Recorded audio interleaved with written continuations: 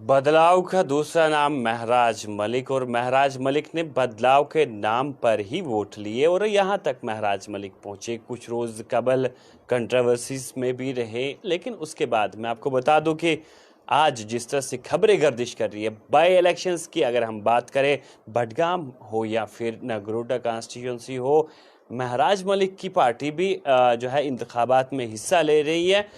जिस तरह से खबरें सुबह से गर्दिश कर रही है, इसी सिलसिले में हम इनके पास भी आए। लेकिन दूसरी जानिब अगर हम पंचायती चुनाव की बात करें तो पंचायत चुनाव के लिए भी ये बिल्कुल तैयार है। नौजवानों को आगे आने की जो है गुजारिश करते हैं, उन्हें अपील करते हैं, आप सामने आ जाइए, पढ़े लिखे नौजवान बदलाव ला सकते हैं। लेकिन बदलाव के नाम पे जब इन्होंने अपनी सियासत शुरू की थी और आज यहाँ तक ये पहुँचे, आप भी कमेंट बॉक्स में ज़रूर बताइएगा कि बदलाव कहाँ तक पहुँचा। लेकिन फिलहाल जिस तरह से असेंबली में आपने काम किया, अपने लोगों की आवाज़ उठाई, उसके बाद असेंबली ख़त्म होने के बाद जो एमएलएज हैं वो अपने अपनी कॉन्स्टिट्यूंसीज में चले गए। महराज मलिक जम्मू में अभी ऑफिस में बैठे हैं, लोगों को यहाँ पर सुन रहे हैं। लेकिन बदलाव, जिस बदलाव की आप बात कर रहे थे, कहाँ तक पहुँचा वो बदलाव? देखिए, ये जहनी बदलाव है।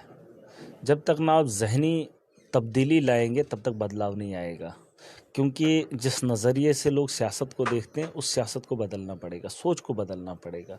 मेरे लोगों ने वो करके दिखाया। महराज मलिक को चुनने के बाद पैसे को छोड़कर, ताकत को छोड़कर या शराब को छोड़कर या खौफ से निकलकर महराज के साथ खड़े हुए।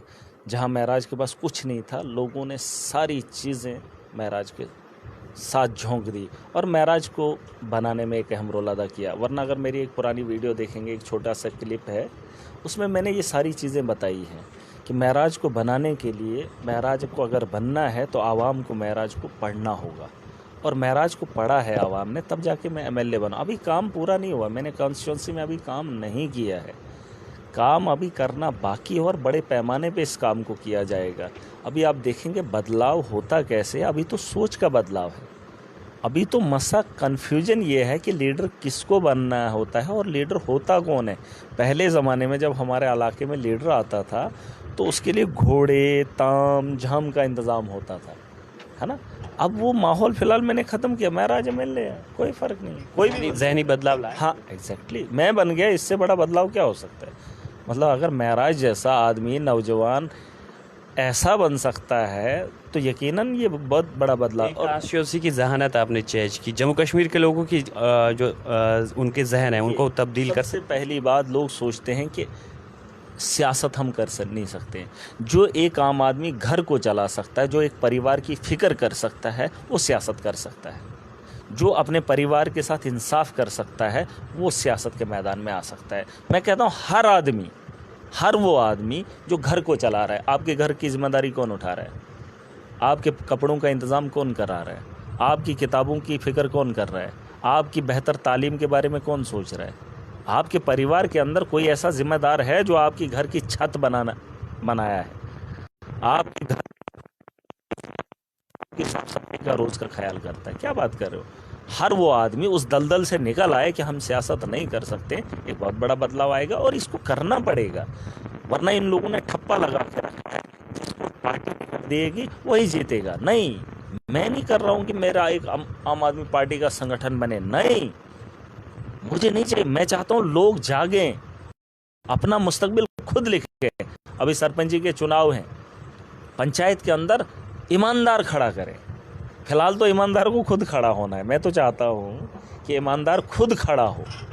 अगर वो खड़ा नहीं हो रहा है, लोग उसको मजबूर करें। कम से कम यार उसको तो खुदा का खौफ हो। पढ़े लिखे नौजवान सामने नहीं आते हैं बस। अरे मैं तो आ गया, वही तो मैं कह रहा हूँ। मैं कह रहा हूँ पार्टियों में कुछ नहीं रखा है, पार्टियों में कुछ नहीं रखा है, बस आपकी सोच क्या है वो ज़रूरी है।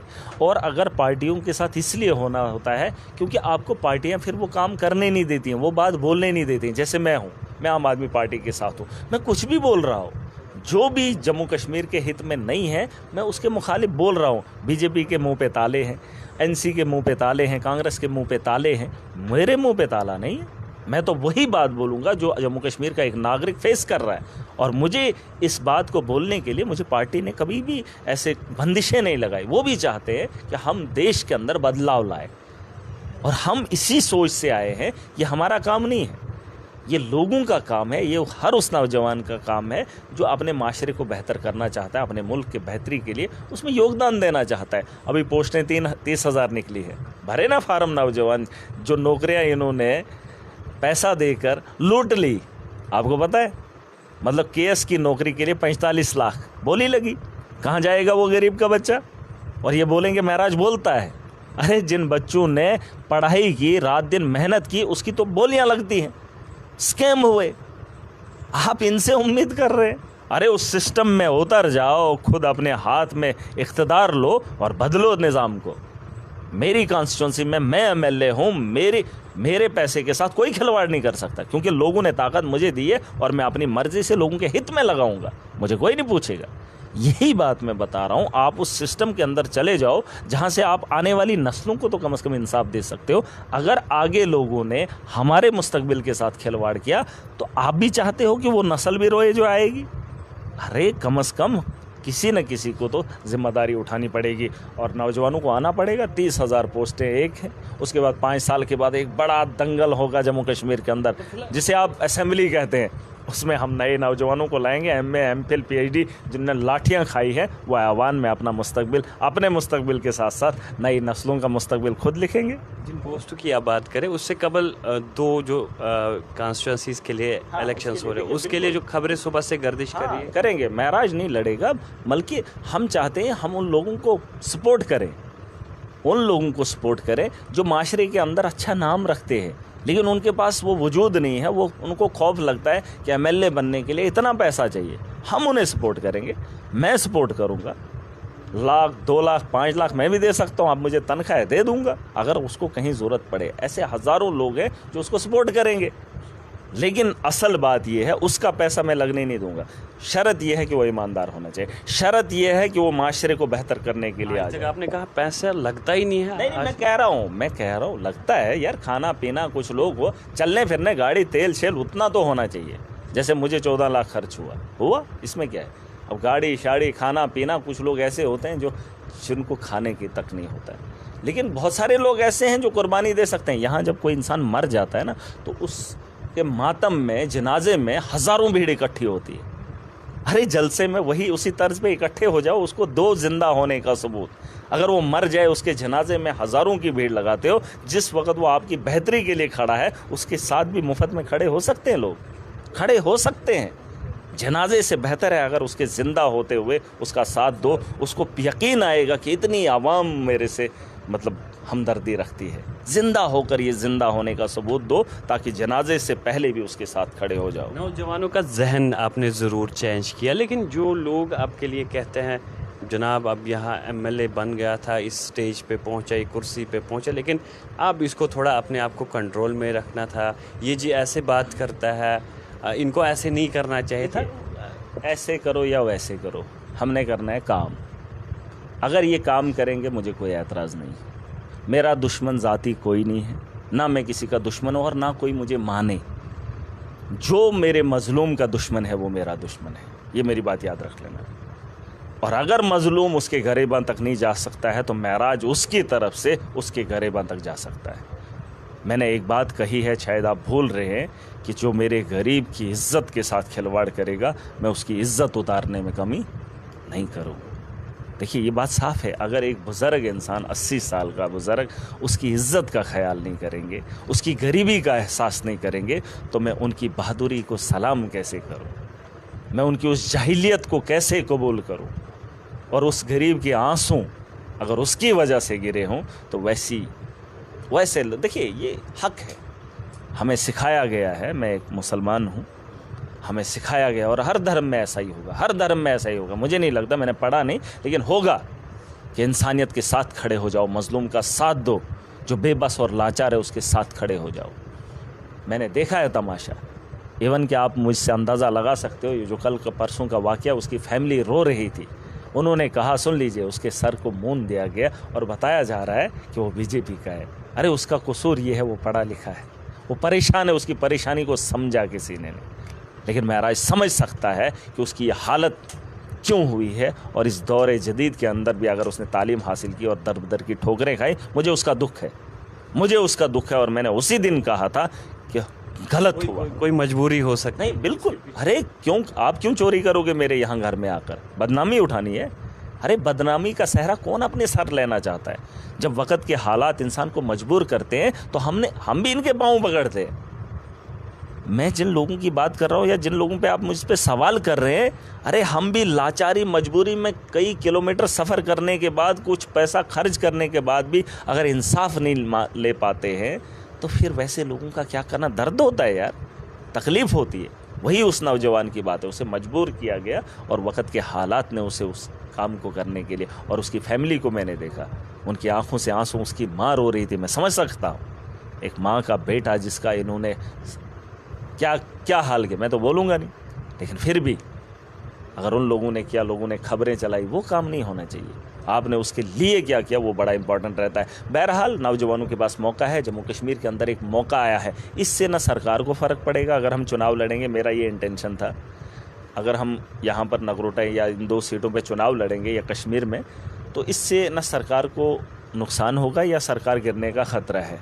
लेकिन एक चीज़ है, लोगों को अपना आप साबित करने में एक मौका है। और दूसरी बात, इसमें एक बहुत बड़ी बात यह होगी कि अगली बार जब असेंबली लगेगी तो महराज अकेला नहीं होगा, क्योंकि इस बार की बात करने के लिए अगर देखिए ये लोगों तक है, फैसला लोगों का है। महराज आज है, कल नहीं होगा। ऐसा नहीं है कि ठप्पा लगा के रखना है, मैंने नहीं, अगर मुझसे कोई बेहतर आता है दे दो। लेकिन अगर आवाम ये काम करेगी, चाहे वो यहाँ के हों या वहाँ के, दोनों को लोगों को मौका मिला है, जम्मू को भी और कश्मीर को भी। देखिए, अगर जम्मू के लोग जम्मू के लिए मिल के लड़ेंगे और एक ऐसे आदमी का इंतखाब करेंगे जो असेंबली के अंदर बात करे, जो जम्मू के मुद्दों पर चर्चा करे और जो जम्मू के मुस्तकबिल को बेहतर लिखने का काम करे, ख्वाहिश करे, वैसे आदमी को एक तो चुनना पड़ेगा। अब सरकार का मामला इधर भी नहीं है, उधर भी नहीं है। देखिए ना, बीजेपी के तो बनेंगे, अगर बीजेपी जीते या एनसी जीते, लेकिन मैं कहता हूँ अगर आम आदमी जीते, अगर एक आम आदमी का वजूद जीते, तो यकीन जानिए अकेला महराज नहीं होगा। 3 आवाज़ें 3 जगहों से, 3 सीटों से उठेंगी तो बड़ी बात नहीं, जम्मू कश्मीर में बदला। और इनको समझ आएगी, भाजपा को समझ आएगी, सरकार को समझ आएगी कि लोग आपसे नाराज़ हैं। अगर सरकार ने काम नहीं किया, अगर आपको नाराज़गी है तो बटन की बदली करनी पड़ेगी। अगर आपको नाराज़गी भाजपा से है तो आज ही समझाने का वक्त है, ताकि ये समझें और आपके काम करें। वरना ये 4 साल आपके काम करने वाले नहीं, आने वाले 4.5 साल। आप सबूत दे दो कि तुमने काम नहीं किया या तुम नहीं करोगे, अगर लोग मुझे मान लेंगे। देखिए, एक बहुत बड़ी जिम्मेदारी देकर जा रहा हूँ कि आपकी आवाज़, आपकी जोश से, आपके जज्बे से, आपकी बातों से ये आपकी बात नहीं मानेंगे, क्योंकि 5 साल तक आपने इनको अपना वजूद दे दिया। ये नहीं हटेंगे, लेकिन हटेंगे तब जब इनकी आप यहाँ हटोगे, जब आप जम्मू के डिवीज़न में 1 सीट की बदली यहाँ पर करोगे, 1 सीट की बदली वहाँ पर करोगे। यकीन मानो मजबूर होकर सरकार को समझना पड़ेगा और दिल्ली तक गूंज उठेगी कि लोग बदल रहे हैं। और अगर आपने जम्मू कश्मीर की आवाज़ को और बुलंद करना है तो इन 2 सीटों को, किसी भी पार्टी को, एनसी को दोगे कोई फ़र्क नहीं पड़ता, भाजपा को दोगे कोई फ़र्क नहीं पड़ता है, लेकिन अगर खुद को दोगे, आम आदमी को दोगे, खुद के वजूद को दोगे, यकीन मानो देश के अंदर इनकलाब आएगा, बदलाव आएगा। और जो लोग मेरे साथ खड़े हैं वो मेरी बात को समझेंगे कि मेरे कहने का मतलब क्या है। ये ना भाजपा को चाहिए, ना ये एनसी को चाहिए। ये अगर चाहिए तो जम्मू कश्मीर के मुस्तकबिल के लिए, जम्मू कश्मीर के नौजवान को, वो पढ़ा लिखा नौजवान खड़ा हो जाए जो हालात से तंग आया है और जो ये तमाशा असेंबली का बाहर देख रहा था, आज उसे मौका है। 4.5 साल अभी बाकी है, वो अंदर आ जाए और अंदर से आवाम की आवाज़ को बुलंद करे। बहुत शुक्रिया, बहुत शुक्रिया।